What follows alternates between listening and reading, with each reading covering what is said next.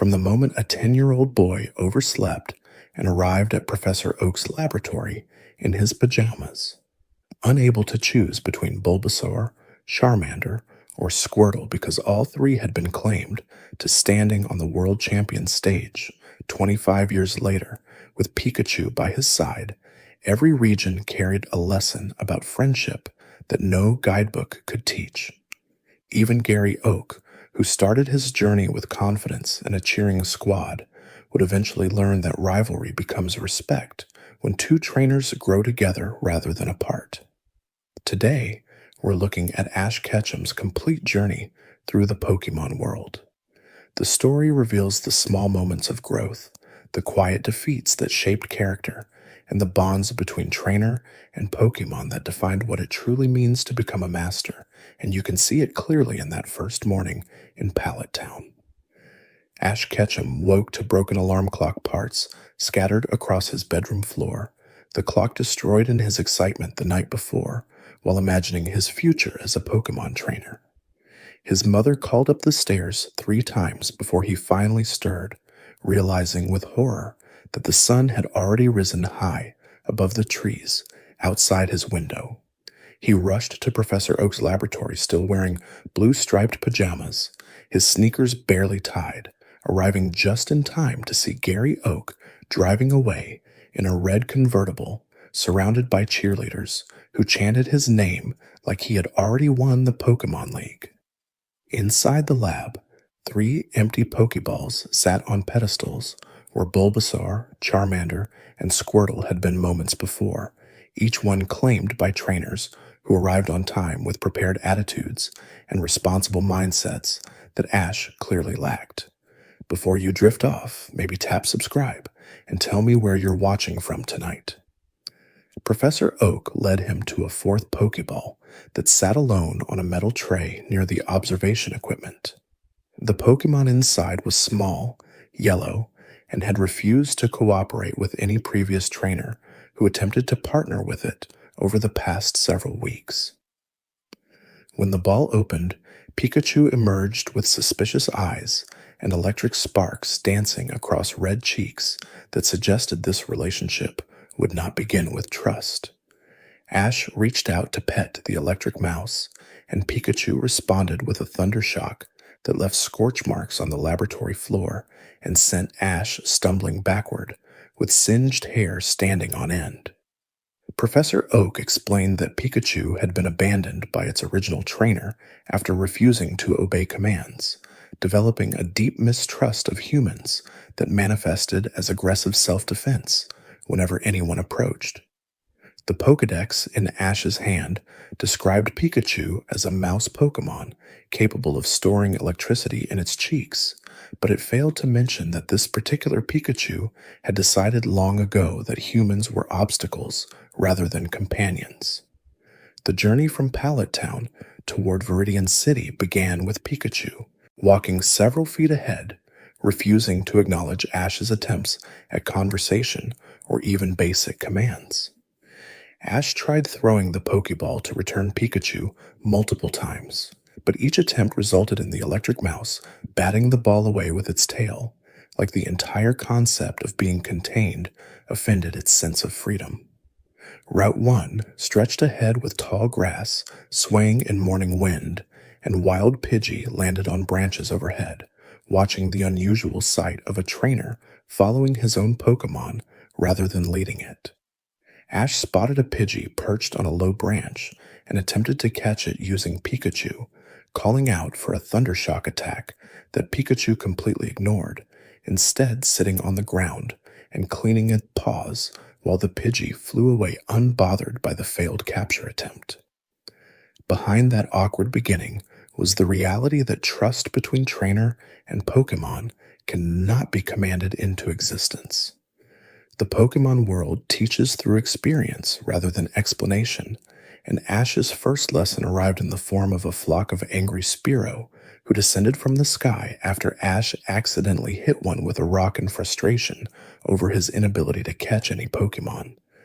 The Spearow attacked in waves, their sharp beaks targeting Pikachu, who was too exhausted from running to defend itself properly. Ash made a choice in that moment that would define every relationship he built throughout his journey, throwing himself between the Spearow and Pikachu, using his own body as a shield while shouting for Pikachu to get inside its Pokeball where it would be safe from harm. Pikachu saw a Sumindumcomaphant willing to be hurt to protect a Pokemon who had shown nothing but contempt and disobedience since they met. The electric mouse climbed onto Ash's shoulder, leaped into the air above the approaching Spearow flock, and released a thunderbolt so powerful that it lit up the cloudy sky and scattered the attacking birds in every direction, while also causing Ash to collapse unconscious from the residual electricity. Over time, that single moment of sacrifice became the foundation of the strongest partnership in Ash's story. When Ash woke in the Viridian City Pokémon Center with Pikachu sleeping beside his hospital bed, the electric mouse no longer looked at him with suspicion, but with something closer to curiosity about who this human might become. Nurse Joy explained that Pikachu had refused to leave Ash's side during the entire night, shocking anyone who tried to separate them with warning jolts that caused the medical equipment to flicker and dim. The bond between them was not yet friendship, but it was no longer hostility, existing instead in that uncertain space where respect begins to grow from shared experience. Elsewhere in Viridian City, Ash encountered the first of many obstacles that would test his understanding of what it means to be a trainer. Team Rocket, an organization dedicated to stealing rare and powerful Pokémon, operated from the shadows with agents positioned throughout every region. Jesse, James, and Meowth, three members whose failures would paradoxically turn them into consistent fixtures in Ash's journey, first appeared during a botched theft at the Pokémon Center, attempting to steal injured Pokémon while they recovered from battle. Their introduction came with dramatic poses and a motto that they would recite hundreds of times over the coming years, speaking about protecting the world from devastation and uniting all peoples within their nation, words that sounded noble but masked intentions that were purely selfish. The attack on the Pokémon Center brought Ash, Pikachu, and a girl named Misty together in defense of the helpless Pokémon inside. Misty had been following Ash since he borrowed her bicycle to rush Pikachu to the center earlier that day, and that bicycle became a charred wreck when Pikachu's Thunderbolt destroyed it while fighting the Spearow. She demanded payment for the destroyed property, but circumstances forced her to fight alongside Ash against Team Rocket's Akins and Coughing. The battle ended with Pikachu overloading the Pokémon Center's electrical system, creating an explosion that sent Team Rocket flying into the distant sky, a pattern that would repeat itself with remarkable consistency throughout every region Ash visited. Misty declared that she would follow Ash until he repaid her for the bicycle, but beneath that justification was a water-type trainer who saw in Ash's reckless courage something worth learning from, even if she would never admit it aloud. The Viridian Gym stood at the northern edge of the city, its doors locked and its gym leader absent for reasons that would only become clear much later in Ash's journey. Giovanni, the leader of both the Viridian Gym and Team Rocket itself, remained hidden behind layers of secrecy while his organization spread across Kanto like roots beneath soil. Ash moved onward toward Pewter City, where his first official gym battle would take place against Brock, a rock-type specialist whose Onix towered above any Pokémon Ash had encountered in the wild. The path through Viridian Forest introduced Ash to bug catchers, young trainers who specialized in bug-type Pokémon and challenged anyone who walked the forest paths with Caterpie, Weedle, and Kakuna teams that tested patience more than strength. In those dense woods, Ash caught his first Pokémon without Pikachu's help. A Caterpie crawled across the forest floor, its green segmented body moving slowly between fallen leaves, and when Ash threw a Pokeball, the capture succeeded without any battle at all. The simplicity of that moment contrasted sharply with his failed attempts on Route 1, teaching him that not every capture requires force or elaborate strategy. Misty screamed at the sight of the bug type, her fear of bug Pokemon so intense that she refused to remain in the same area when Caterpie was released from its ball. Ash defended his new partner, arguing that every Pokemon deserved respect regardless of type or appearance, words that reflected growth from the boy who had been dismissive of Pikachu only days before. Caterpie evolved into Metapod during a battle with a wild Pidgeotto, its body hardening into a green cocoon that could barely move, but possessed a defense stat that made it nearly impervious to physical attacks. The Pidgeotto, frustrated by its inability to damage Metapod, flew away in search of easier prey, and Ash celebrated the evolution like it was a major victory, even though Metapod could no longer attack effectively.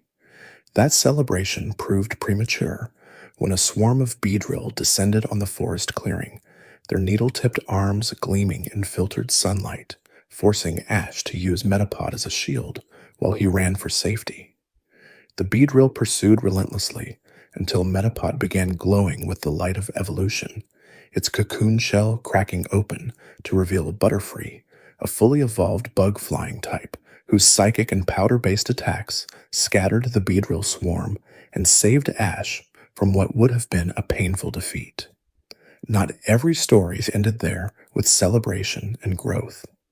Ash's arrival in Pewter City marked the beginning of his gym challenge, and Brock's Onix defeated Pikachu in their first battle with such overwhelming force that Ash left the gym questioning whether he was ready to be a trainer at all.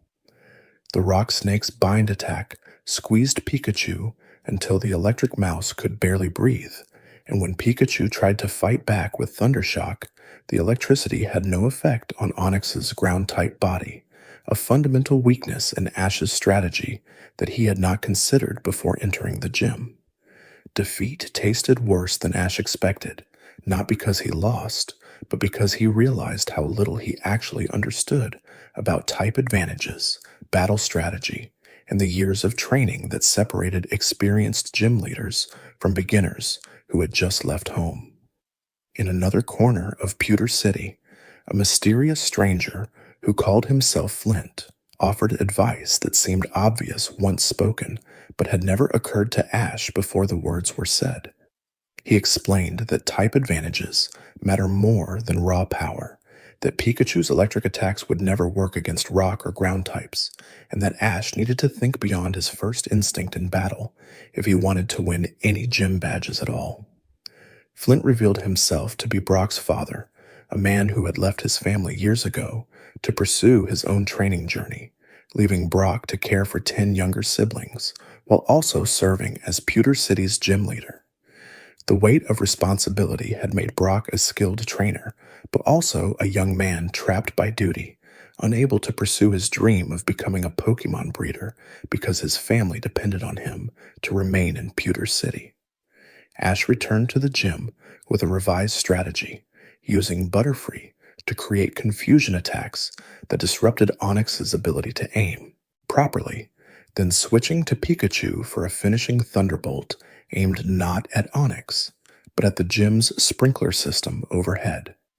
Water rained down across the battlefield, soaking Onix and weakening its rock-type body enough for electricity to cause real damage. The battle concluded with Pikachu's final attack, sending Onix crashing to the ground, unconscious and defeated, but before Brock could officially award the Boulder Badge, the gym's sprinklers set off a fire alarm that caused Brock's younger siblings to rush into the building, thinking the gym was burning. They clung to Brock in tears, and Ash saw in that moment what Flint had tried to explain earlier, that Brock carried burdens no gym leader should have to carry alone. Ash walked away from the gym without accepting the badge, saying he would only take it when he earned it fairly, without tricks or technicalities. Brock stopped him at the gym doors and handed him the Boulder Badge anyway, explaining that the willingness to refuse an unearned victory proved Ash had the heart of a real trainer. Flint returned to Pewter City that same day, promising to care for his children so Brock could finally leave and pursue his dreams. Brock packed supplies, closed the gym temporarily, and asked if he could join Ash and Misty on their journey through Kanto. His skill with cooking and Pokémon care made him an invaluable addition to the group, and his experience as a gym leader gave Ash someone to learn from beyond the trial and error method that had defined his first 2 weeks as a trainer. The trio headed towards Cerulean City, where Misty's 3 older sisters ran a water-type gym that Ash would need to challenge for his second badge. The route between Pewter and Cerulean took them through Mount Moon, a cave system where wild Zubat hung from ceilings, and Team Rocket scientists conducted experiments on ancient Pokémon fossils. Inside the mountain's depths, Ash encountered a group of researchers protecting a massive moonstone from thieves who wanted to sell the rare evolution item on the black market. Team Rocket appeared again with new plans involving explosives and a giant drill, but Pikachu's Thunderbolt, combined with Onyx's borrowed strength, destroyed their equipment and sent them flying across the cave system for the second time. The researchers rewarded Ash with a choice of fossils, ancient remains that could be revived into Pokémon at the Cinnabar Island Laboratory, and Ash selected a Helix fossil without understanding its significance or what creature might one day emerge from the stone. Cerulean City rose ahead with buildings painted in shades of blue and aquamarine, reflecting the water-type specialty that defined the local gym. Misty grew quieter as they approached, her usual confident demeanor replaced by visible nervousness that confused Ash until he saw the gym itself. The building's entrance displayed a sign reading, "Cerulean Gym, home of the Sensational Sisters," and when Ash walked inside, he found himself watching a synchronized swimming performance instead of a Pokémon battle. Misty's 3 sisters, Daisy, Lily, and Violet, performed water ballet with their Pokémon while an audience applauded, their gym operating more as entertainment venue than serious training facility. They recognized Misty immediately and revealed to Ash that their youngest sister had run away from Cerulean because she couldn't stand the gym's focus on performance over proper battling. The revelation added depth to Misty's character that Ash had not suspected, showing that her determination to become a water-type master stemmed from watching her sisters treat Pokémon as show props rather than partners. The sisters offered Ash a Cascade badge without battling, explaining that their Pokémon were too exhausted from performances to fight seriously, but Ash refused the offer using the same logic he had applied at Pewter Gym. Misty stepped forward and challenged Ash herself, saying that if he wanted the badge, he would need to prove himself against a real water-type trainer. Their battle began with Staryu versus Butterfree, the water-type's rapid spin attack overwhelming the bug-flying type, until Ash recalled Butterfree and sent out Pikachu despite the type disadvantage he knew existed between electric and water. But not every battle follows expected patterns. Pikachu's speed allowed it to dodge Staryu's water gun attacks while building up electric charge, and when Team Rocket burst through the gym ceiling in a submarine designed for stealing water Pokémon, the battle paused as everyone united to stop the theft. Pikachu's Thunderbolt hit the submarine's metal hull and created an explosion that destroyed the gym's swimming pool, sent Team Rocket flying again, and caused so much damage that Misty's sisters awarded Ash the Cascade badge just to get him to leave before he caused any more destruction. Misty remained with the group afterward, her sisters giving permission for her to travel and represent Cerulean Gym properly while they focused on their performances. From there, Ash's journey took them toward Vermilion City, where the third gym leader waited with an electric-type specialty that made Pikachu an obvious choice for battle.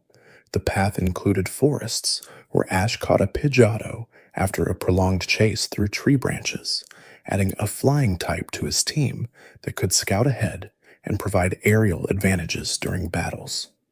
In a clearing near a river, Ash found an abandoned Charmander sitting on a rock with its tail flame burning weakly in the rain.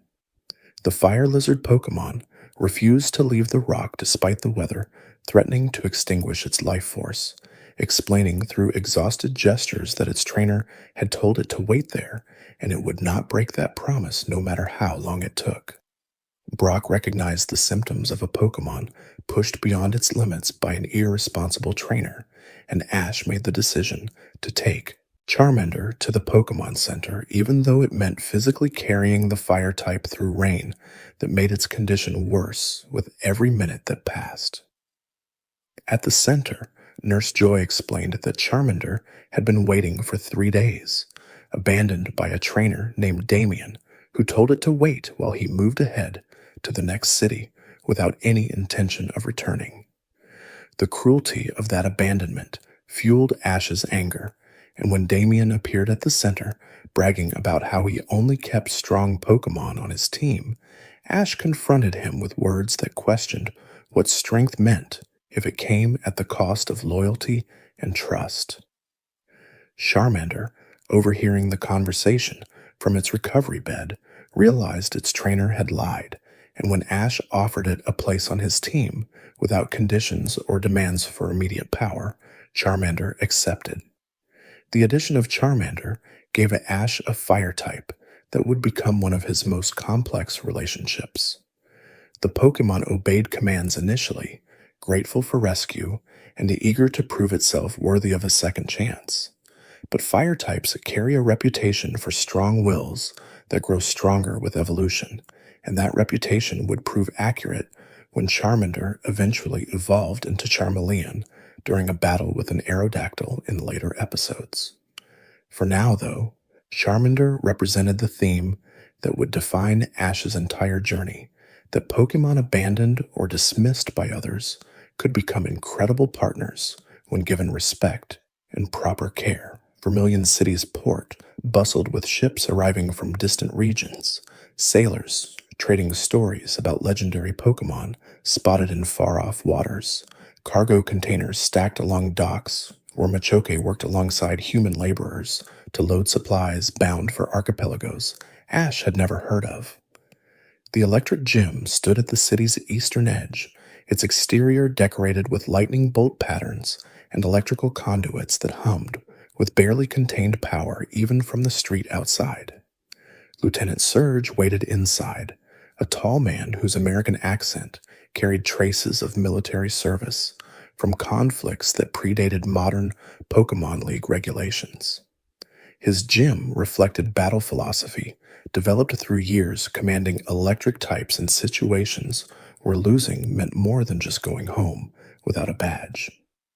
Surge mocked Ash's choice to use Pikachu as his primary Pokémon the moment they met, his laughter echoing through the gym's metal walls while he explained that baby Pokémon belonged with baby trainers and that real competitors used evolved forms powerful enough to end battles in single hits.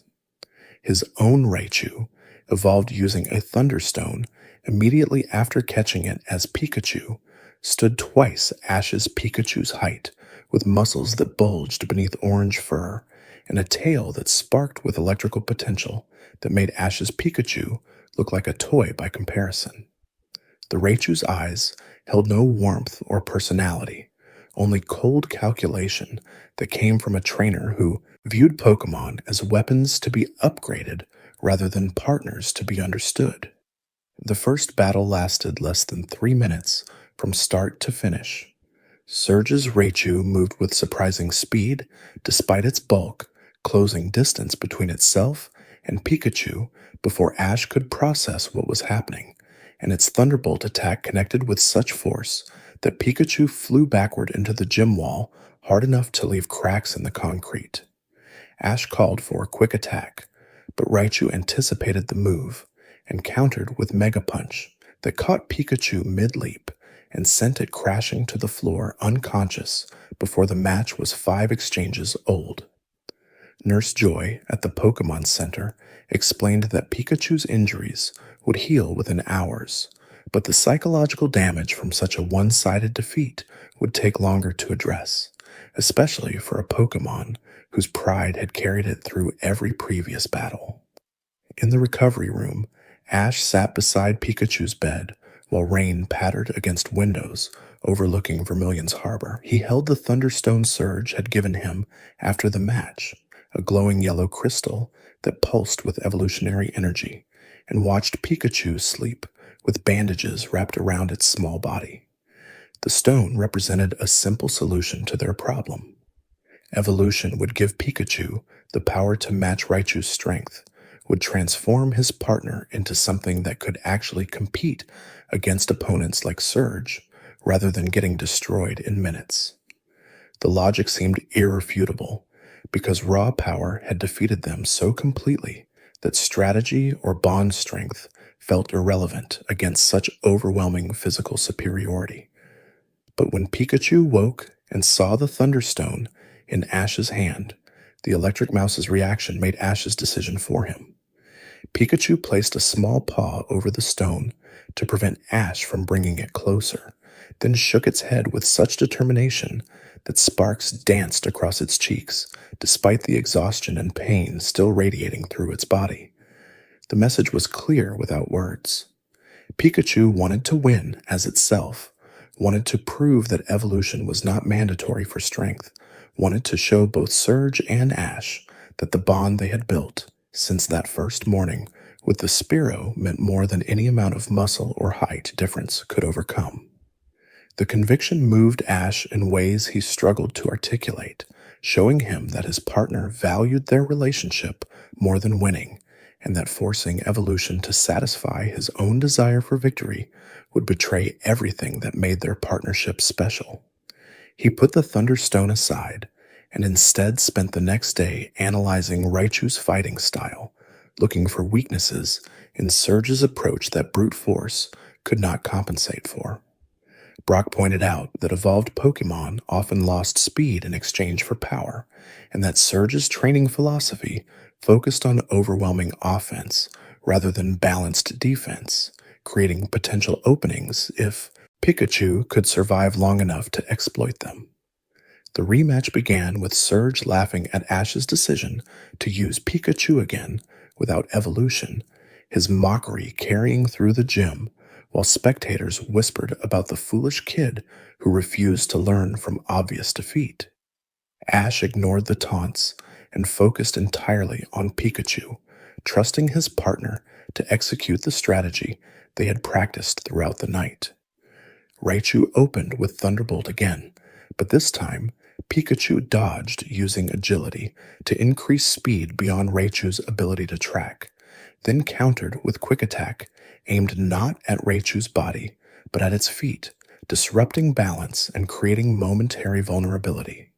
The battle became a masterclass in speed versus power, with Pikachu never staying still long enough for Raichu's attacks to connect while landing dozens of weak hits that accumulated damage through persistence rather than single devastating blows. Surge grew frustrated as the match extended beyond 5 minutes, then 10, then 15, his Raichu's Thunderbolts scorching empty floor where Pikachu had been milliseconds earlier. The tide turned when Raichu attempted Body Slam, a move that would crush Pikachu if it connected, but required commitment to a specific trajectory that could not adjust mid-leap. Pikachu waited until the last possible moment, then used its tail to vault over Raichu's descending bulk and wrapped itself around Raichu's tail like a living wire. The position allowed Pikachu to channel Thunder Attack directly into Raichu's body, with nowhere for the energy to dissipate, and the evolved Pokemon's own electrical power became its weakness as Pikachu's attack overloaded muscles that had been optimized for strength rather than endurance. Raichu collapsed forward onto the gym floor, unconscious and defeated, while Pikachu stood on its back, breathing heavily but victorious through determination that transcended size or evolutionary stage. Surge approached after the battle, his earlier mockery replaced by genuine respect as he handed over the Thunder Badge while admitting he had underestimated both Ash and Pikachu by assuming bigger automatically meant better. The lesson stayed with Ash throughout every region he visited, reminding him that power without understanding leads to predictable defeat, and that listening to Pokémon as individuals matters infinitely more than following standard training formulas designed for generic success that ignores the specific strengths and personalities that make each Pokémon unique. Pikachu lost the first match against Raichu, its attacks too weak to damage the evolved form significantly, while Raichu's Thunderbolt sent Pikachu flying across the gym floor in one hit. Ash considered using a Thunderstone to evolve Pikachu immediately, thinking that matching power with power was the only way to win the rematch.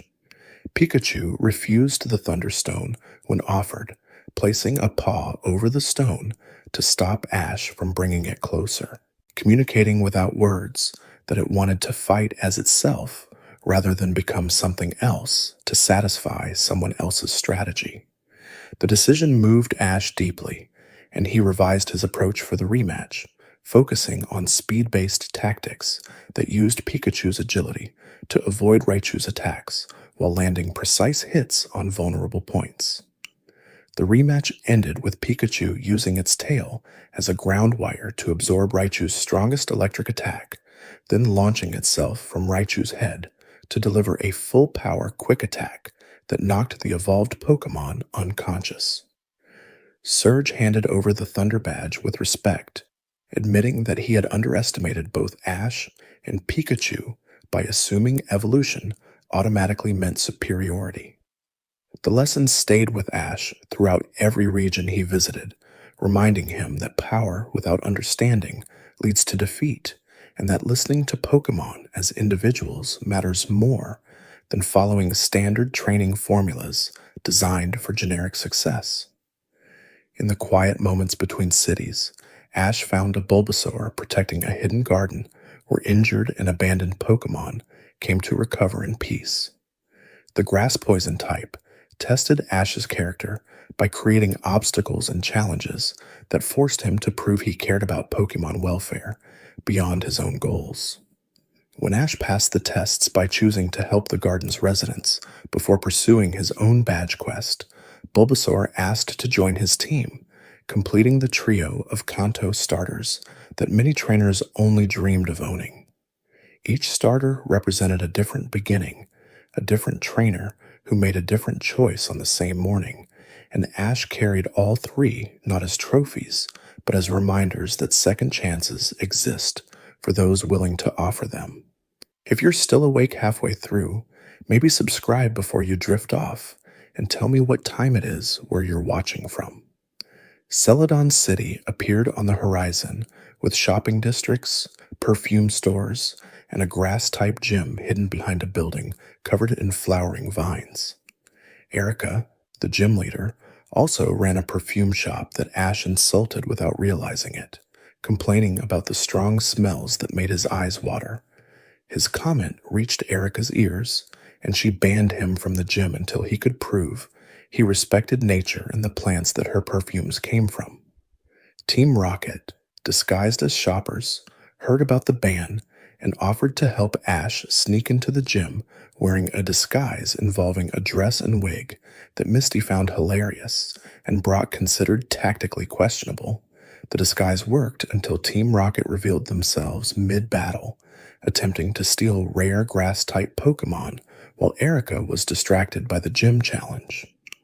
Their plan involved fire attacks that spread quickly through the gym's wooden interior and garden sections, threatening not just Pokémon, but also Erica's Gloom, who had become trapped beneath fallen debris. Ash rushed into the burning building without hesitation, finding Gloom and carrying it outside, while smoke filled his lungs and fire singed his clothes. Erica witnessed the rescue and understood that Ash's respect for Pokémon transcended his earlier thoughtless comment about perfumes. She awarded him the Rainbow Badge after Team Rocket fled, acknowledging that protecting Gloom mattered more than winning any official battle could demonstrate. The journey towards Saffron City brought Ash to Lavender Town, a settlement known throughout Kanto for its Pokémon Tower, where trainers buried their deceased partners and ghosts reportedly wandered the upper floors. Cubone appeared on the paths around town, orphaned ground-type Pokémon wearing the skulls of their deceased mothers as helmets and carrying bones as weapons. One Cubone in particular followed Ash through the streets, and when Team Rocket tried to steal it, a massive Marowak appeared, its ghostly form protecting Cubone from harm despite being unable to physically touch anything in the living world. The ghost revealed itself to be Cubone's mother, killed by Team Rocket months earlier while defending her child, and her spirit had remained at the tower to watch over the Cubone that Team Rocket continued to hunt. The revelation added weight to the concept that some bonds between trainer and Pokémon, or parent and child, persist beyond death itself. Ash helped Cubone and the Marowak spirit confront Team Rocket one final time, giving the ghost peace to move on knowing her child was safe. The Cubone remained wild, choosing not to join Ash's team, but instead staying near Lavender Tower where its mother's memory rested.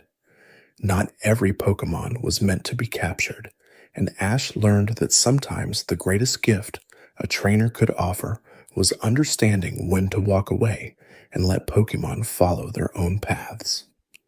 Saffron City rose ahead with buildings taller than any Ash had seen before, its gym run by Sabrina, a psychic-type specialist whose powers extended beyond her Pokémon into genuine telekinetic abilities that she used to transform challengers into dolls when they lost battles. Her Kadabra defeated Pikachu without taking damage, its psychic attacks lifting Pikachu into the air and slamming it against the gym walls before Ash could even formulate a counter strategy. The loss sent Ash searching for ghost-type Pokémon in Lavender Tower, operating under the logic that ghost types had advantages against psychic types and would give him a chance in the rematch. He found a Haunter instead, a mischievous ghost poison type that enjoyed pranks more than serious battles. The Haunter followed Ash back to Saffron City, but instead of fighting Sabrina's Pokémon, it performed comedic tricks that made Sabrina laugh for the first time in years, breaking through the emotional walls she had built using psychic powers to isolate herself from human connection. The gym battle ended with Sabrina awarding Ash the Marsh Badge, not because he won through combat, but because Haunter reminded her that Pokémon existed for joy and companionship, not just power. The Haunter chose to remain with Sabrina afterward, sensing that she needed its humor more than Ash needed another team member. From Saffron, Ash traveled toward Fuchsia City through routes filled with poison-type Pokémon that tested his team's endurance. Koga, Fuchsia's gym leader, operated his gym like a ninja training facility with invisible walls, hidden traps, and battles that required more than direct attacks to succeed. His Golbat and Wheezing combinations created toxic environments where Ash's Pokémon struggled to breathe, forcing him to recall his team and strategize about which Pokémon could withstand poison long enough to land meaningful attacks. Pidgeotto's speed and Charmander's fire attacks eventually overwhelmed Koga's defenses, earning Ash the Soul Badge and teaching him that some battles required adaptation to environmental hazards beyond the Pokémon themselves. Elsewhere on the path back toward Viridian City, Ash encountered a Squirtle Squad, a gang of abandoned water-type Pokémon who wore sunglasses and caused trouble for travelers by stealing supplies and vandalizing property. The squad's leader, a tough-talking Squirtle with a particularly stylish pair of triangular shades, captured Ash and planned to hand him over to Team Rocket in exchange for food. But when Team Rocket betrayed the squad and attempted to capture all the Squirtle at once, Ash freed himself and helped defend the gang despite their earlier hostility. The Squirtle leader saw in Ash the same loyalty he showed his own squad, and when the battle ended, he asked to join Ash's team, bringing with him a cocky attitude and powerful water attacks that filled the type gap Ash had been lacking. Cinnabar Island waited across ocean routes where Ash rode Lapras, provided by trainers who lived on the water full-time. The island housed a laboratory where fossilized Pokémon could be revived using advanced technology that extracted DNA from ancient amber and stone.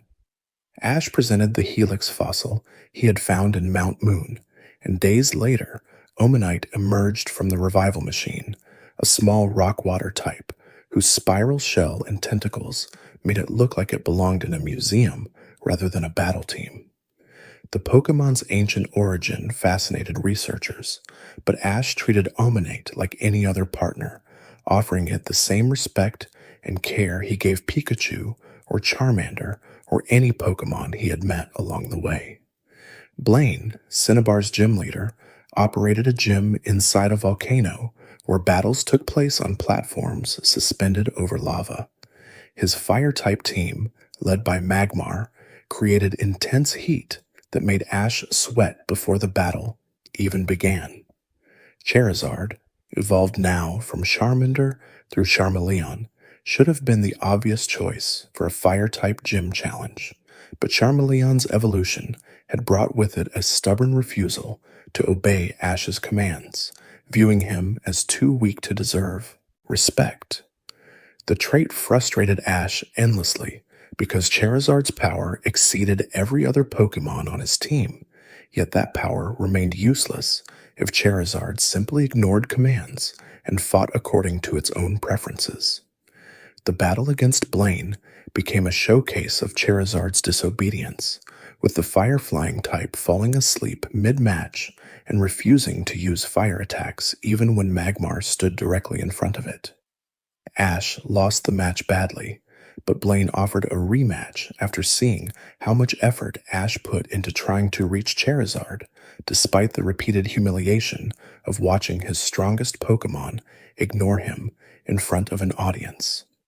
The rematch ended differently, with Charizard finally choosing to obey a command when Ash's life was threatened by volcanic eruption caused by Team Rocket's interference.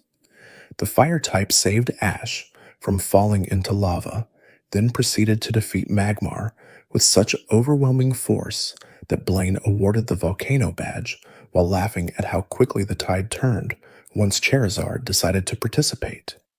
The final badge waited at Viridian City, where the gym had remained closed since Ash's first visit. Giovanni, revealed fully now as Team Rocket's leader, operated the gym remotely, using subordinates to run battles for him while he focused on the organization's larger plans involving legendary Pokémon. Ash's 8th gym battle happened against a temporary leader who used ground-type Pokémon to counter Ash's electric, fire, and water attacks. The victory came down to strategy over power, with Ash using Pidgeot's flying attacks to avoid ground-based counters and Bulbasaur's Vine Whip to disrupt opponent positioning before finishing with Pikachu's Thunder attack that had grown significantly stronger through all the battles and training since Pallet Town. With the 8 badges earned, Ash gained entry to the Pokemon League tournament held at the Indigo Plateau, a massive stadium where trainers from across Kanto gathered to compete for the title of regional champion. The tournament structure involved elimination rounds, where losing once meant returning home, and the pressure revealed which trainers had skill versus which ones had simply gotten lucky during their gym challenges. Ash advanced through preliminary rounds using combinations of Pokemon he had never tried before, discovering that Squirtle's defensive shell could block attacks while Bulbasaur's Razor Leaf cut through opponents, or that Charizard and Pikachu working together created openings neither could achieve alone. His rival, Gary Oak, appeared in the tournament brackets, having collected all 8 badges weeks before Ash even reached the plateau.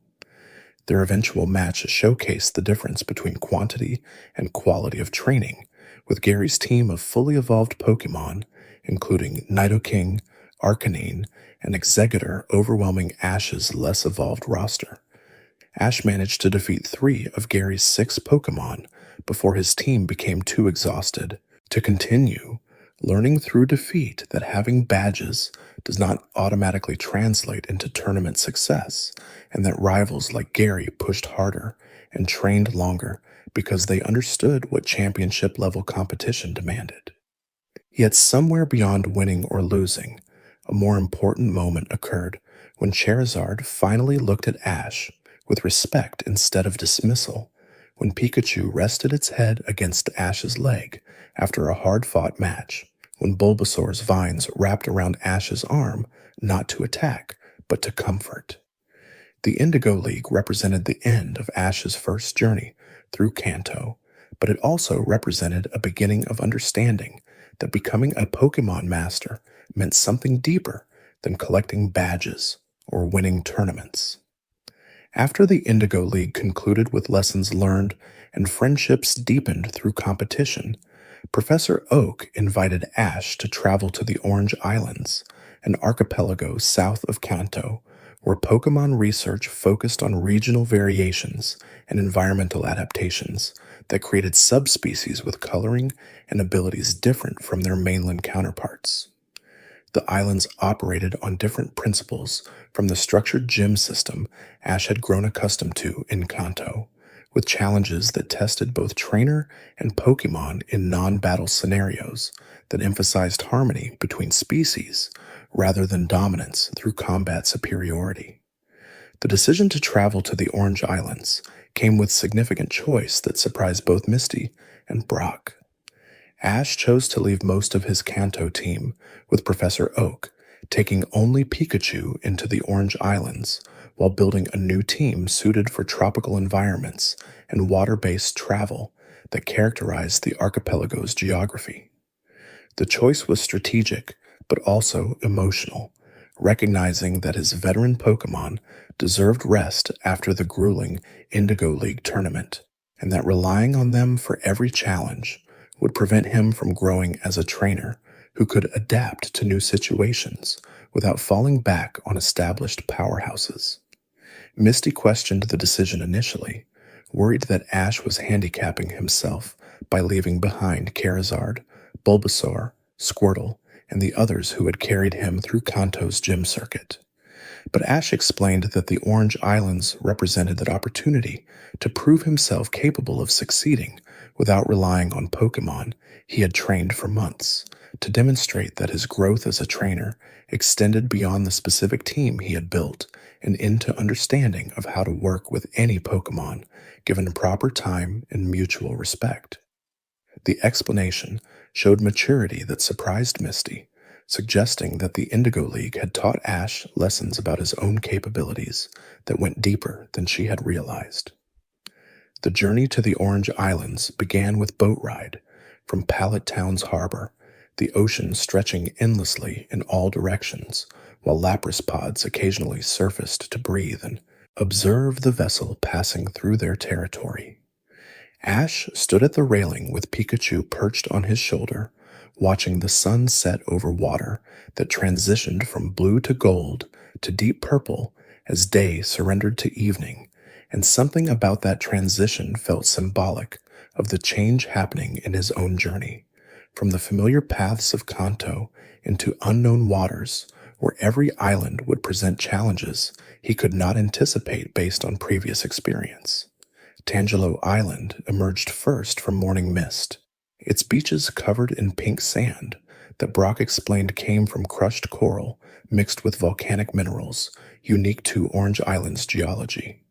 The island's Pokémon Center introduced them to Nurse Joy's Chansey, but more importantly, it introduced them to teenagers who had captured a Lapras and were tormenting it for entertainment, throwing rocks at the water ice type while it cried out in pain and fear, unable to escape because injuries prevented it from diving deep enough to reach safety.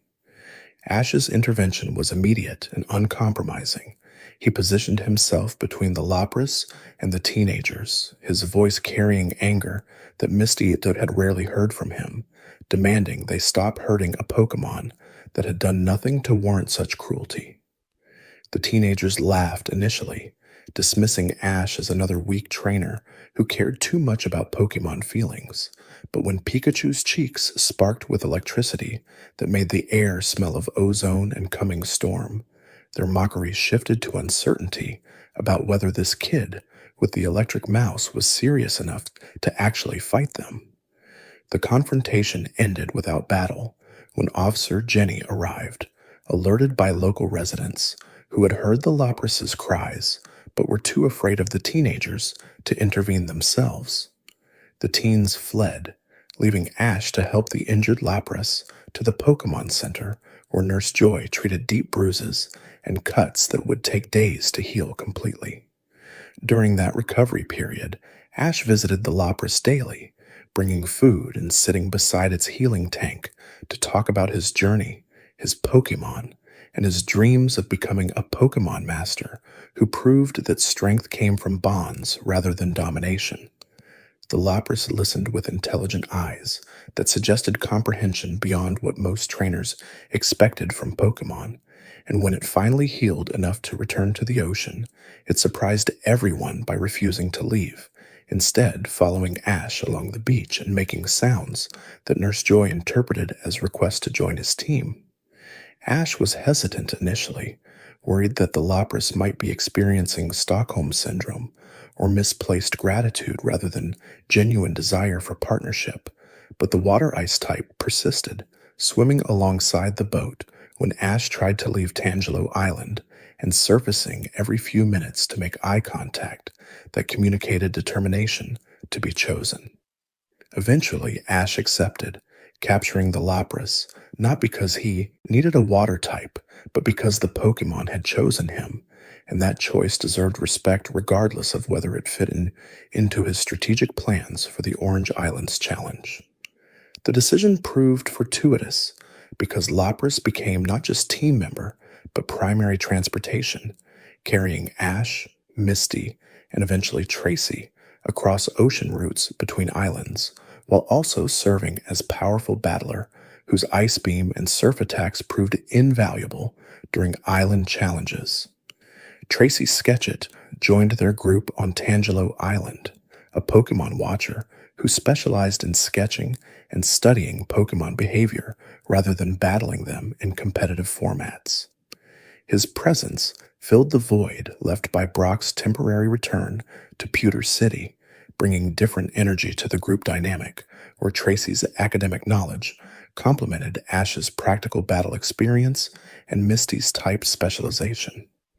Tracy carried multiple sketchbooks filled with detailed drawings of Pokémon he had observed across the Orange Islands, each sketch annotated with notes about behavior patterns, dietary preferences, mating rituals, and ecological roles that painted picture of Pokémon as living creatures within complex ecosystems rather than as battle tools within simplified type charts.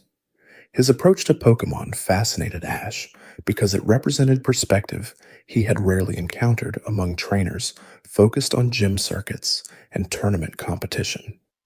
Tracy saw Pokémon as subjects worthy of study independent of their combat capabilities, valued Caterpie's metamorphosis as much as Dragonite's Hyper Beam, and spent hours watching wild Pokémon interact with each other in ways that revealed social structures and communication methods invisible to trainers who only saw Pokémon during battles.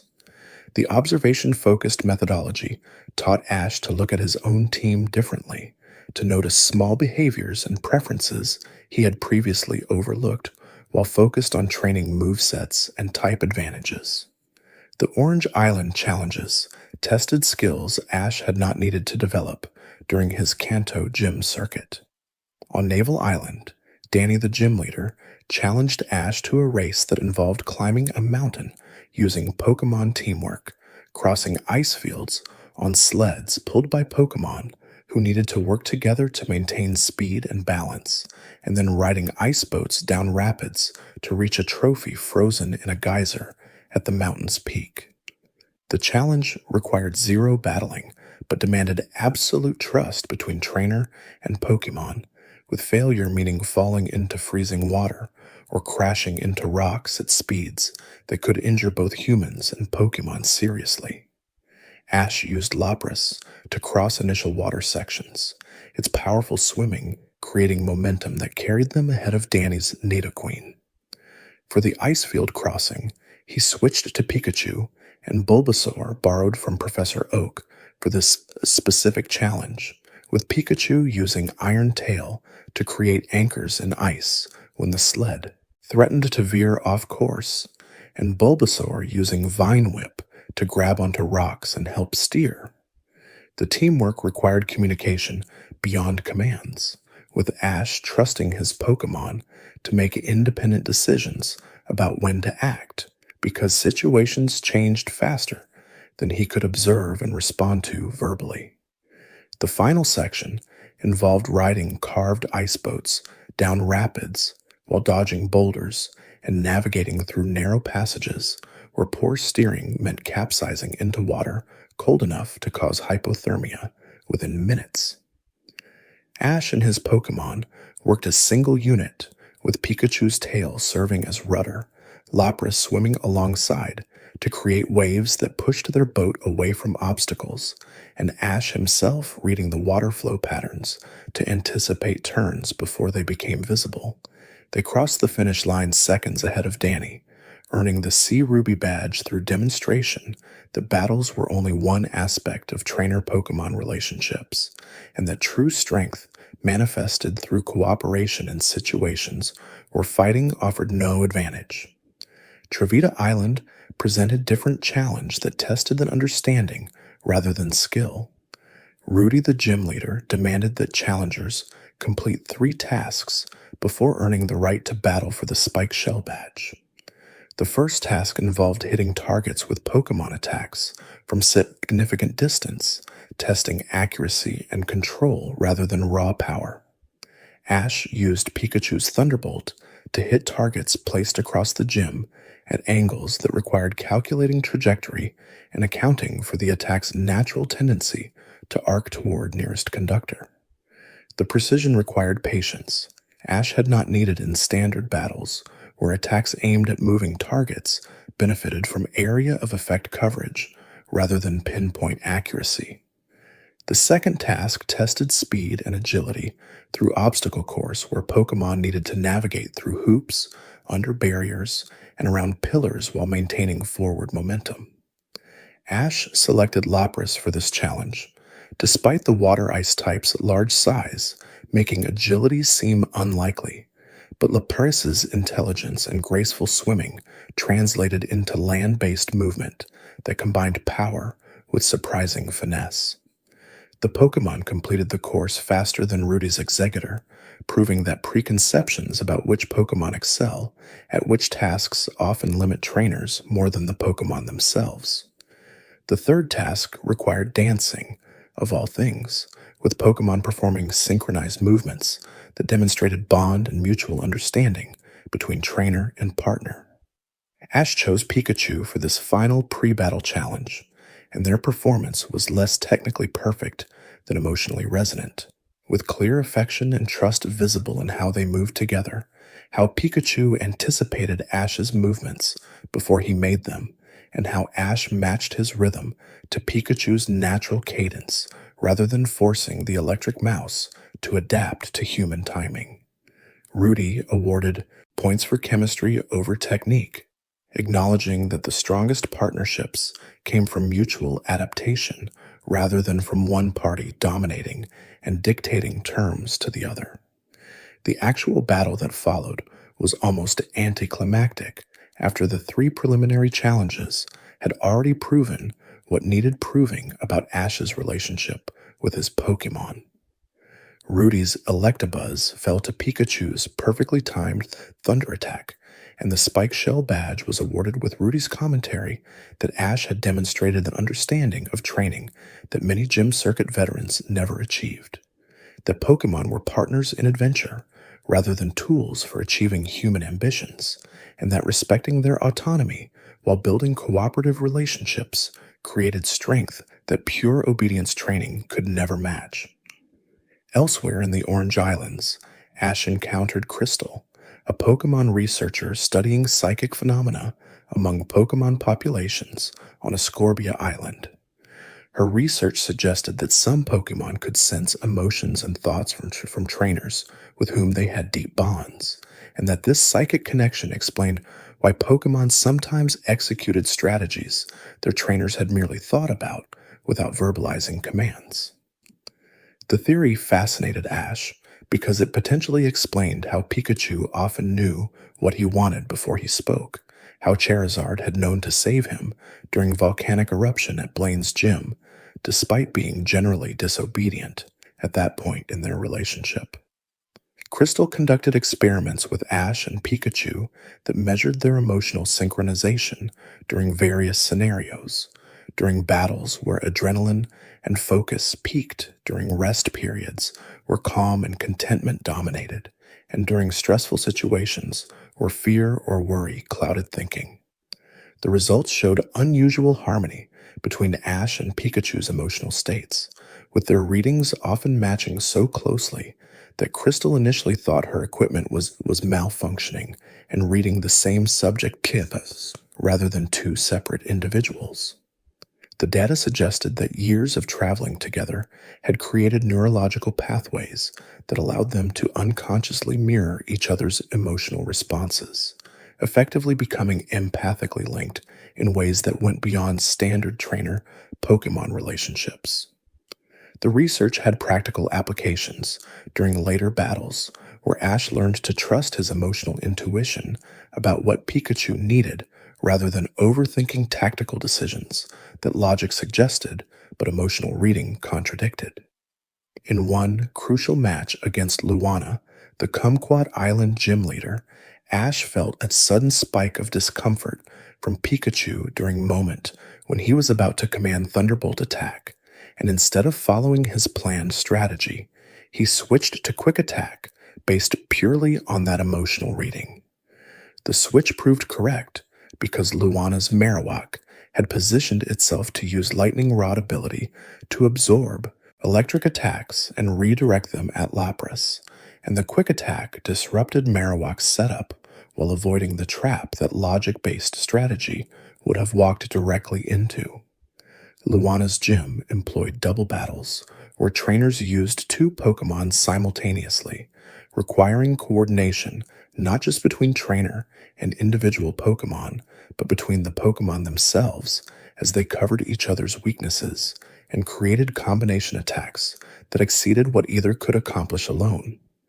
Ash paired Pikachu with Lapras initially, but their lack of experience working together showed when Pikachu's Thunderbolt accidentally hit Lapras while aiming at opponent, and Lapras's Ice Beam created frozen floor that made Pikachu's quick attack movements dangerous rather than advantageous.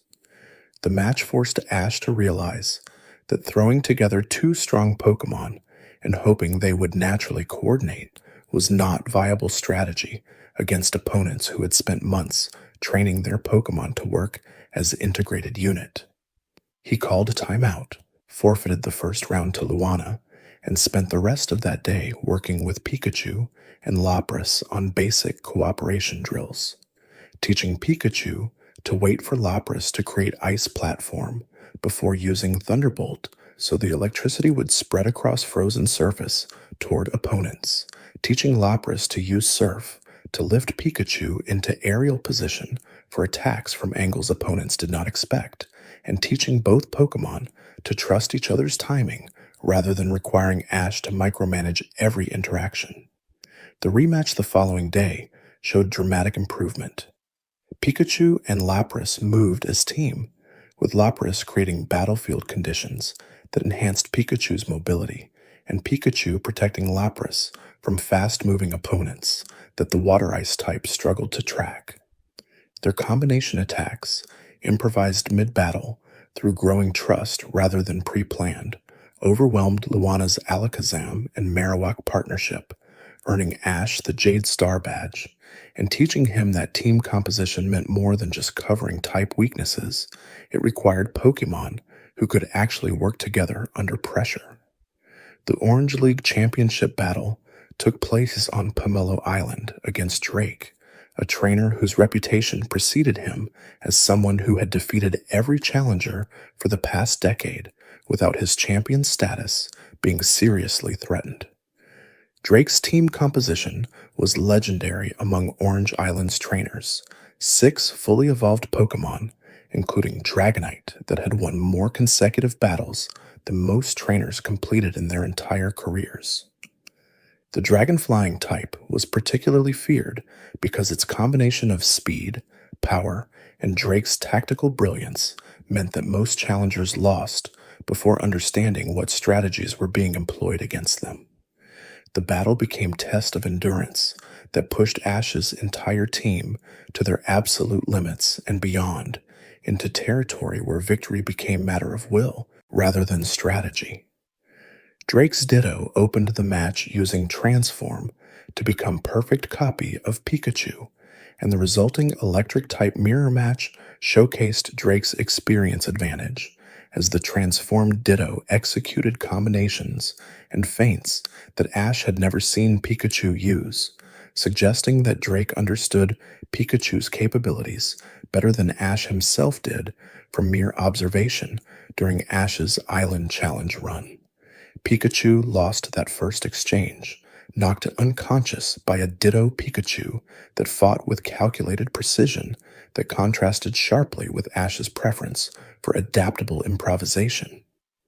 The defeat rattled Ash because it demonstrated that even his strongest partnership could be outmaneuvered by a trainer with superior tactical knowledge and a Pokémon capable of mimicking not just appearance, but fighting style. The subsequent matches saw Ash's Tauros fall to Drake's Onix, Bulbasaur defeated by Drake's Gengar's Shadow Ball barrage, and Charizard, finally obedient after Ash had left it to train, pushed to its limits by Drake's Electabuzz before managing victory through sheer refusal to surrender. The triumph felt different from gym battles or tournament matches because it represented something Ash had been chasing since Pallet Town without knowing what it actually meant. He had become a regional champion, and yet standing on the winner's platform with his team exhausted and smiling beside him, he realized the championship itself mattered less than the journey that brought him there.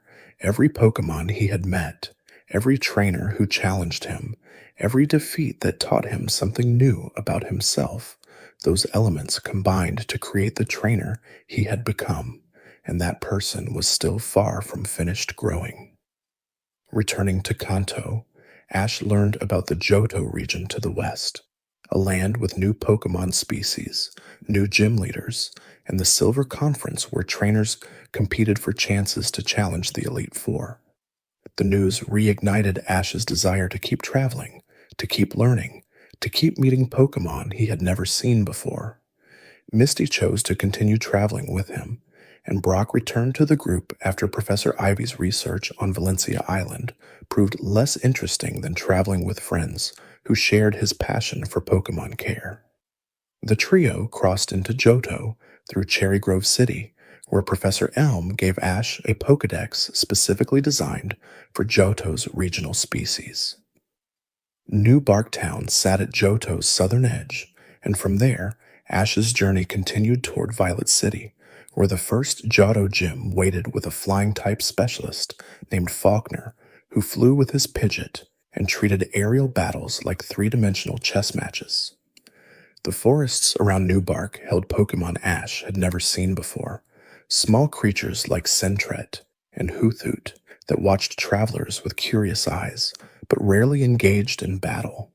In a clearing near Route 29, Ash encountered a Chikorita, a grass-type starter from Professor Elm's laboratory that had run away after feeling neglected when a new batch of trainers received their first Pokémon and ignored the leftover starters from previous years.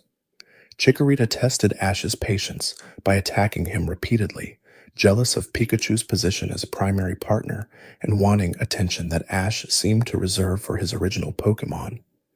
The grass type's stubbornness reminded Ash of Charizard's early disobedience, and he applied lessons learned from that relationship to build trust with Chikorita by giving it opportunities to prove itself in battle while also showing affection that did not depend on winning. Chikorita eventually joined Ash's team, forming bonds with Pikachu and the others that proved Pokemon relationships extended beyond rivalry into genuine friendship when trainers created space for multiple partners to coexist without competing for favoritism. Over time, the Johto journey introduced Pokemon that would become as important to Ash's story as Pikachu itself. Cyndaquil, a fire-type starter that Ash rescued from a rival trainer who valued strength over kindness, joined the team with a timid personality that masked powerful fire attacks. The Pokemon rarely opened its eyes, and its flames only appeared when it felt safe enough to battle, creating a dynamic where Ash needed to build Cyndaquil's confidence through encouragement rather than demanding immediate performance. Totodile, the water-type starter and final member of Johto's starter trio, joined after Ash saved it from drowning in a river, its playful nature and powerful bite attacks adding both comic relief and combat strength to the team. But not every Pokemon stayed with Ash permanently. Heracross, a bug-fighting type that Ash caught in Azalea Town, demonstrated incredible strength by lifting trees and battling multiple opponents simultaneously, yet its obsession with drinking tree sap from Bulbasaur's bulb created tensions within the team that required Ash to mediate between his Pokemon as much as he trained them. Noctowl, a shiny Pokemon with unusual coloring and hypnotic abilities, joined after Ash spent 3 days tracking it through forests where it used confusion attacks to befuddle trainers attempting to capture it, teaching Ash that some Pokemon valued intelligence over strength and required clever strategies to earn their respect. The Johto gyms tested Ash in ways Kanto's had not, with leaders who specialized in weather conditions, status effects, and environmental hazards that forced creative solutions. Price of Mahogany Town used ice-type Pokemon in a frozen gym where slippery floors made positioning as important as attack choice, and his backstory revealed a man whose Piloswine had run away decades earlier, causing Price to close his heart to new relationships until Ash's compassion reminded him that holding on to pain only creates more suffering. Whitney of Goldenrod City employed a Miltank whose rollout attack gained power with each consecutive hit, creating a snowball effect that defeated Ash 3 times before he developed a counter strategy involving status moves that interrupted Miltank's momentum. Elsewhere in Johto, Ash encountered legendary Pokemon whose power dwarfed anything he had seen before, beings that existed at the intersection of myth and reality, creatures whose presence suggested that the Pokemon world operated according to rules deeper than type advantages and gym badges. Entei, the volcano Pokemon, whose roar could cause volcanic eruptions and whose flames burned hot enough to vaporize water before steam could form, appeared first on the slopes near Ekritique City, where ancient legends spoke of a tower that burned centuries ago. The fire-type legendary moved like liquid flame through mountain paths, its red mane flowing behind it with heat distortions that made the air shimmer, and when it noticed Ash watching from behind a boulder, it paused just long enough to meet his eyes with an intensity that suggested evaluation rather than threat. The moment lasted perhaps 3 seconds before Entei bounded away down the mountain, but those 3 seconds changed Ash's understanding of what legendary Pokemon were. They were not simply powerful creatures waiting to be captured like rare trading cards, not obstacles to overcome or tools to acquire. They were forces of nature, given form and consciousness, beings whose existence predated human civilization, and whose purposes extended beyond anything trainers could comprehend from gym circuits and tournament brackets. Entei had looked at Ash and judged him somehow, finding him either worthy of acknowledgement or too insignificant to bother removing from its path, and Ash could not determine which option was true. Raichu, the thunder Pokémon, whose roar echoed like storm clouds colliding, and whose lightning-fast movements left sparks hanging in the air where it had been moments before, crossed Ash's path multiple times throughout his Johto journey.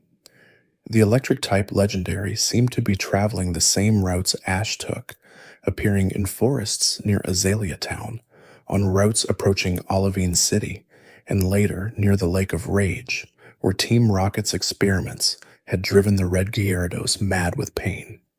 Each encounter felt like a test that Ash did not know he was taking, with Raikou observing from distance before vanishing in crackle of electricity that left ozone smell hanging in the air.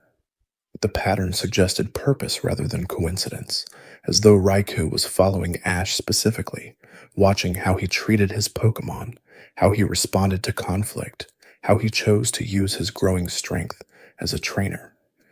In one encounter near Mahogany Town, Team Rocket attempted to capture Raikou using electrical nets designed to absorb and redirect lightning attacks, and Ash intervened despite knowing his team stood no chance against a legendary Pokémon's power. He positioned himself between the injured Raikou and Team Rocket's weapons,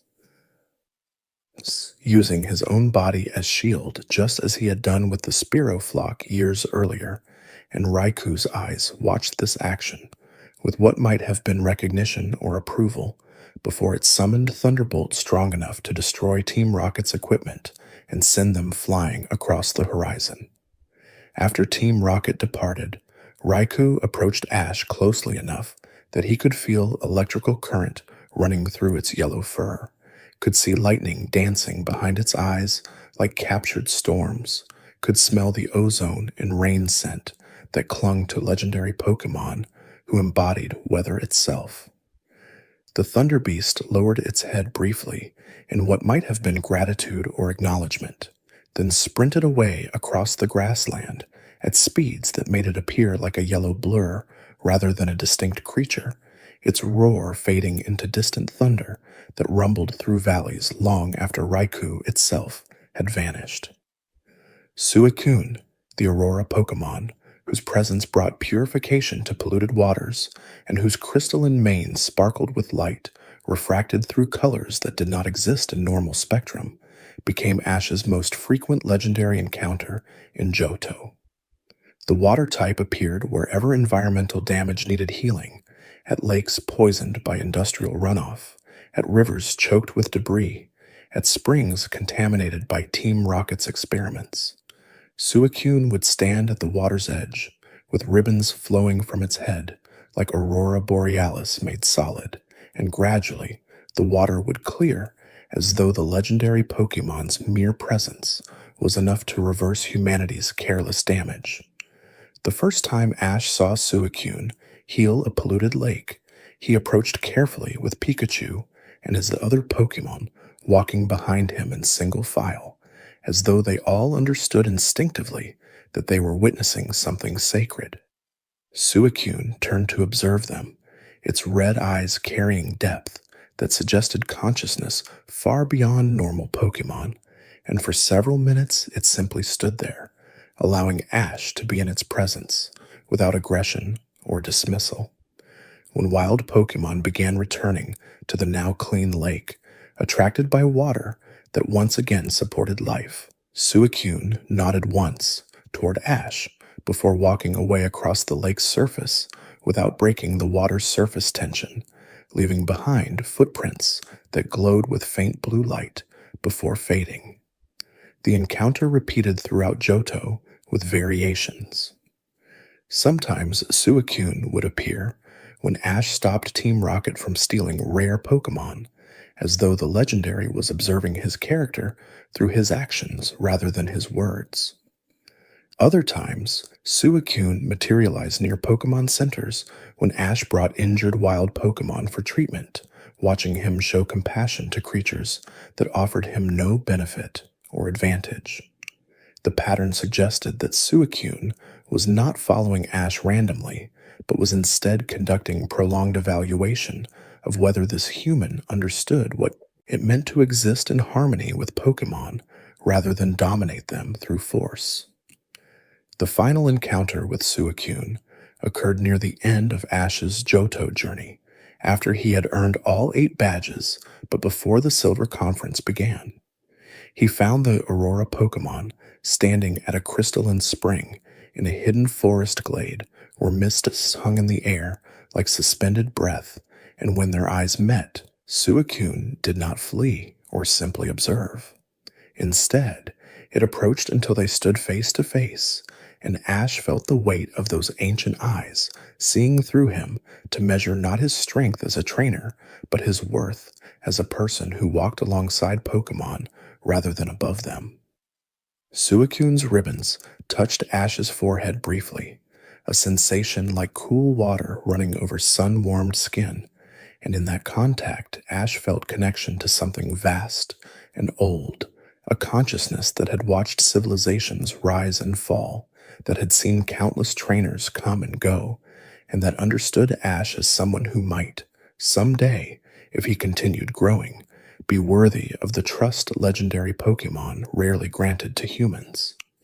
Then Suicune stepped back, turned away, and ran across the spring's surface toward distant horizons, where other polluted waters waited for purification, leaving Ash standing in the glade, with tears running down his face, though he could not articulate why the encounter moved him so deeply. The legendary beast's presence throughout Johto taught Ash lessons that no gym leader or tournament could provide. They showed him that strength without compassion was hollow, that power demanded responsibility, and that the greatest trainers were not those who captured the most Pokemon or won the most battles, but those who understood that Pokemon existed as equals rather than as tools for human ambition. The teachings would echo through every subsequent region Ash visited, informing decisions he made years later when faced with choices between personal glory and doing what was right for the Pokemon in his care. The Lake of Rage incident brought Ash into direct conflict with Team Rocket's operations in Johto, where the organization had been experimenting with forced evolution using radio waves broadcast from Mahogany Town. A red Gyarados, driven insane by the painful evolution process, rampaged through the lake attacking anything that moved, until Ash and Lance, a Dragon-type master and member of the Elite Four, worked together to stop both the Gyarados and Team Rocket's broadcast equipment. Lance's presence demonstrated the gap that still existed between Ash's current skill level and the trainers who had dedicated decades to mastering their craft. Yet Lance treated Ash as an equal during the mission, recognizing that heart and determination sometimes mattered more than experience. In another corner of Johto, Ash's Charizard left to train in the Karasivik Valley, a reserve where wild and trained Charizard gathered to test their strength against one another. The decision to leave his team hurt Charizard deeply, but Ash understood that his fire-flying type needed challenges he could not provide, battles against opponents who matched Charizard's power level and forced it to grow beyond the ceiling Ash's current skills imposed. The departure left a hole in Ash's lineup, but it also showed his growth as a trainer, his willingness to prioritize his Pokemon's development over his own convenience. Ash's Johto team evolved both literally and figuratively as months passed. Byleaf, evolved from Chikorita, developed such deep attachment to Ash that it expressed affection by tackle-hugging him with enough force to knock him flat, an endearing trait that occasionally caused problems during battles when Byleaf prioritized protecting Ash over following strategic commands. Quilava, evolved from Cyndaquil, gained confidence that matched its increased firepower, no longer hesitating before attacking and instead leading charges against opponents with flames that burned bright enough to illuminate nighttime battlefields. Croconaw, evolved from Totodile, retained its playful personality while adding raw strength that made its bite attacks genuinely dangerous to opponents who underestimated the water type based on its goofy demeanor. The Silver Conference at Mont Silver brought together the strongest trainers from Johto for an elimination tournament, where Ash would face his greatest challenges yet. Gary Oak appeared again, having shifted his focus from training to research, but still possessing a team of fully evolved Pokémon that outclassed most of Ash's roster. Their battle in the conference's later rounds became personal, with decades of rivalry condensing into 6-on-6 combat that showcased how far both trainers had come since Pallet Town. Ash defeated Gary using Charizard, who returned temporarily from the Cherisific Valley to participate in the tournament, and Gary's loss marked a turning point, where he acknowledged Ash as not just a rival, but as the better trainer, a concession that hurt, but also freed Gary to pursue his research career without the weight of needing to prove himself through battle. Harrison, a trainer from the Hoenn region, defeated Ash in the quarterfinals using Blaziken, a firefighting type that Ash had never encountered before. The loss stung less than earlier tournament defeats, because Ash recognized the margin of difference was small, that a few different choices during battle might have changed the outcome entirely. Harrison spoke about Hoenn after their match, describing a region far to the south with unique Pokémon and gym challenges that incorporated nature and culture in ways Johto's standardized format did not. The conversation planted seeds in Ash's mind about where his next journey might take him once the Silver Conference concluded. Yet not every story ends with victory or plans for the future. Sometimes growth happens in quiet moments that no tournament or gym battle can create. Ash released his Butterfree at the end of Johto, watching the fully evolved bug-flying type join a swarm of pink Butterfree during their annual mating migration. The Butterfree had been with him since Viridian Forest, his first capture, the Pokémon that proved he could be more than a kid who overslept on his first day. Letting it go hurt in ways winning tournaments never satisfied, because it meant accepting that some relationships end not through conflict or failure, but because both parties need to move forward on different paths. The Butterfree flew away with its pink mate, and Ash cried watching it disappear into clouds, not from sadness, but from the bittersweet recognition that letting Pokémon pursue their own happiness was part of what it meant to truly care about them. Hoenn called to Ash after the Silver Conference, and he traveled south alone initially, leaving Misty and Brock to pursue their own goals before they would reunite later in Rustboro City. The region introduced itself through Little Root Town, where Professor Birch ran a laboratory focused on Pokémon habitats and behavioral patterns that varied dramatically across Hoenn's diverse ecosystems, ranging from volcanic mountains to deep ocean trenches. A Pichu wandered into Ash's camp on his first night in Hoenn, and though he tried to befriend it using techniques that had worked with countless Pokémon across 3 regions, the tiny electric type shocked him repeatedly before scurrying into bushes, reminding Ash that every region started fresh, that reputation and experience from Kanto, Orange Islands, and Johto meant nothing to Pokémon who had never heard of him or watched him compete. The humbling was necessary and healthy, pulling Ash back from complacency that sometimes crept in after achieving Orange League Championship and advancing deep into Silver Conference brackets. Hoenn would not be impressed by past accomplishments or allow him to coast on veteran status, and that challenge excited him more than intimidated because it meant opportunities to grow beyond the trainer he had become, to discover approaches and perspectives that Kanto and Johto had not required him to develop. May, a beginning trainer from Petalburg City, joined Ash's travels after Professor Birch gave her a Torchic as her first Pokémon during chaotic incident involving both of them fleeing from wild Poochyena pack through forest near Route 202. She knew almost nothing about battling, type advantages, or even basic Pokémon care, admitting with embarrassment that she had only become a trainer because it seemed more interesting than staying home while her father Norman served as Petalburg City's gym leader. Thanks for watching. If you enjoyed drifting through these quiet facts, there's another video waiting on the left of your screen. Maybe let it play while you rest. You might learn something new before you drift off again.